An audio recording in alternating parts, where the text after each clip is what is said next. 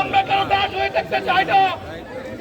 আমাদের সংবিধান আছে, সংবিধান আমাদের অধিকার দিয়েছে, নাগরিক অধিকার আছে। আমরা শুধু কর্মচারী নয়, আমরা এই দেশের নাগরিক, আমরা এই দেশের নাগরিক। সংবিধানের অধিকার থেকে আমাদেরকে বঞ্চিত করবে আমাদের সারা বাংলাদেশ বাংলাদেশ করতে আমাদের এই আমাদের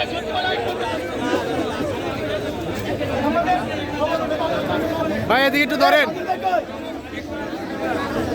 এদিকে একটু ধরেন, এদিকে ধরেন। এখন বক্তব্য রাখবেন বাংলাদেশ সচিবালয় কর্মকর্তা কর্মচারী সংযুক্ত পরিষদের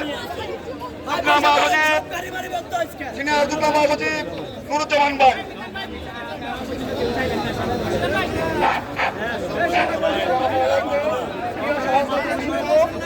আপনাদেরকে ডাকার প্রয়োজন হয়নি, আপনারা স্ব উদ্যোগে বাদামতলা চত্বরে এসে উপস্থিত হয়েছেন, কারণ আপনারা বুঝতে পেরেছেন আপনাদের হৃদয়ে রক্তক্ষরণ হচ্ছে।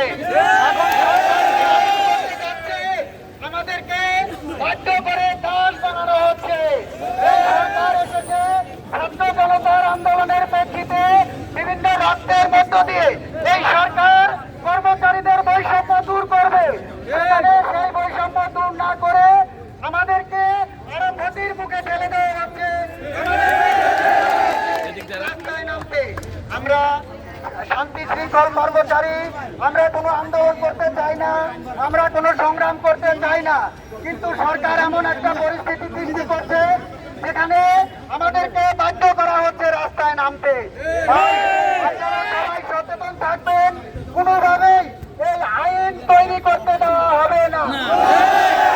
এই আইন তৈরি হবে, আমাদের সাংবিধানিক অধিকার ক্ষুণ্ণ হবে, আমাদের মানবিক অধিকার ক্ষুণ্ণ হবে, আমাদের মৌলিক অধিকার ক্ষুণ্ণ হবে, আমাদেরকে যে কোনো সময় চাকরি থেকে বরখাস্ত করা হবে।